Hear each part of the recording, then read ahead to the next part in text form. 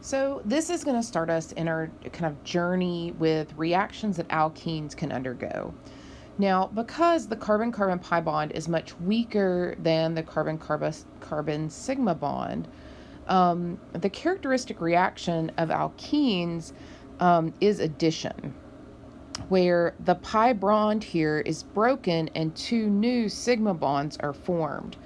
Now, a really important thing to remember is that alkenes are electron rich, right? And they're electron rich with the electron density of the pi bond being concentrated above and below the plane here. So because they're electron rich, they act as nucleophiles and therefore react with electrophiles. Right? And I want to remind you, alkenes do not react with nucleophiles. So they act as a nucleophile and they react with electrophiles. They do not react with nucleophiles. So you're not going to ever get two nucleophiles reacting, right, or two electrophiles reacting. Let's talk about the stereochemistry for just a second. Because the carbon atoms of a double bond here are both trigonal planar, you can add these two molecules from these two atoms on this molecule from above or below the plane. You can also add them from the same side or opposite sides. Now, this is very helpful for us when we look at how these two have been added, because it helps us determine the mechanism. So if you have a syn addition, syn takes place where both the x and the y are added to the same side. So again, I love a good alliteration. Syn, same side. Cis, same side. Syn, same side. Right? Then anti takes place with the opposite sides here. And again, look, opposite and anti, just like when we were doing the E and Z, right? Notice the vowels are the same here. And so that's a really easy way to remember it. And then the consonants are the same here as well. So anti, they add on opposite sides. Now, let's look at examples of the types of addition reactions we are going to look at in Chapter 10.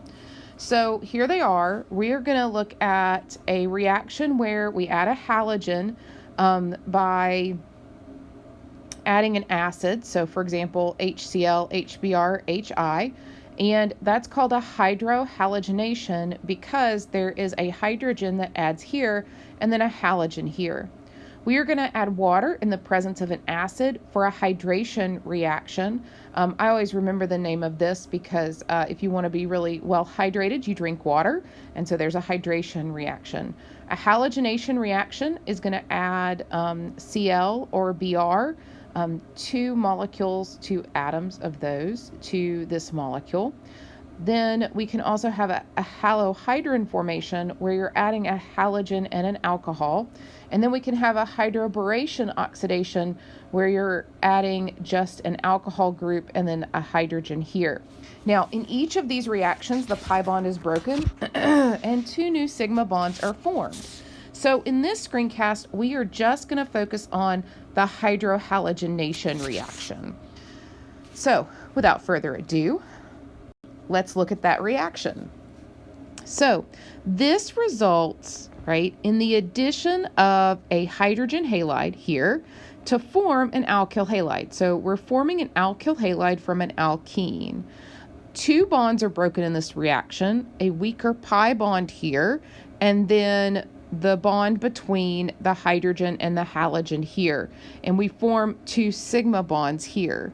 Now, I want you to remember that this bond is polarized, and that's where we get the partial positive charge on the hydrogen here. And then because this is very electronegative, we end up with a partial negative on the hydrogen here. Now, what happens is this is really, really nucleophilic, and so it's going to be attracted to this partial positive. Now, here are some examples of the reaction with reagents.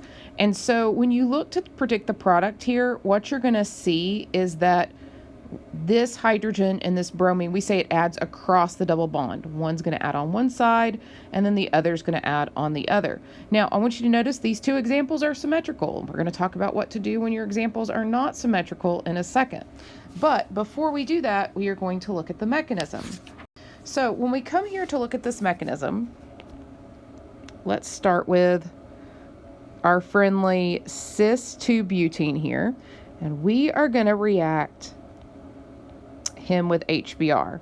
And we come here and we say, look, I know that that's partially positive and that's partially negative. And I know that nucleophiles and electrophiles are attracted to each other. And I remember that Dr. Pierce said, look, this double bond here, that's a nucleophile. So these electrons are going to come out and they're going to grab that proton. They're going to pull the proton back to form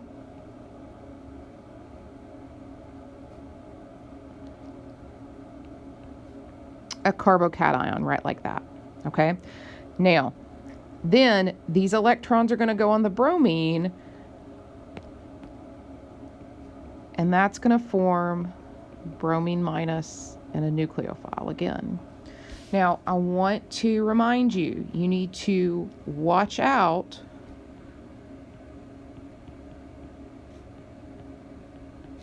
for carbocation rearrangements. Anytime you form a carbocation, you need to stop and ask yourself, can this guy rearrange? So that's what I'm going to do now. I'm going to say, okay, hey, look, this is a secondary carbocation. If that hydride is shifted here, that would still form a secondary carbocation, right? If this hydride was shifted here, if this hydride was shifted here, that would be a primary carbocation. So secondary carbocation is the best that we can have, the most stable. So it's going to stay here. We're not going to see a shift, but you need to watch out for a carbocation rearrangement. So then in this step, we're going to have a nucleophilic attack of the bromine, where that bromine is going to come in and form a new bond with the carbon there. And so now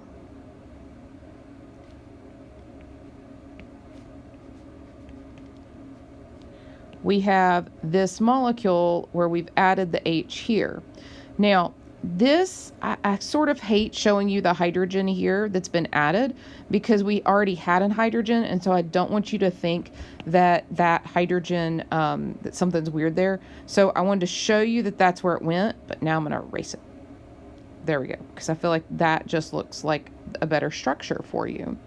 So this is symmetric.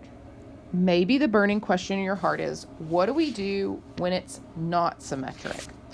Well, we follow Markovnikov's rule.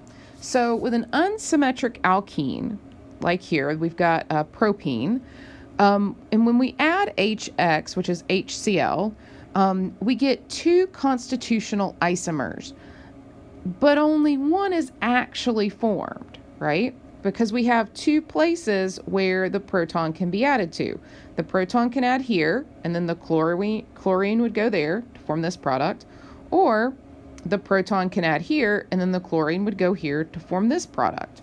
Well, what Markovnikov's rule states is that in the addition of HX to an unsymmetric alkene, the hydrogen atom adds to the less substituted carbon atom, right? All that means is the hydrogen adds to the carbon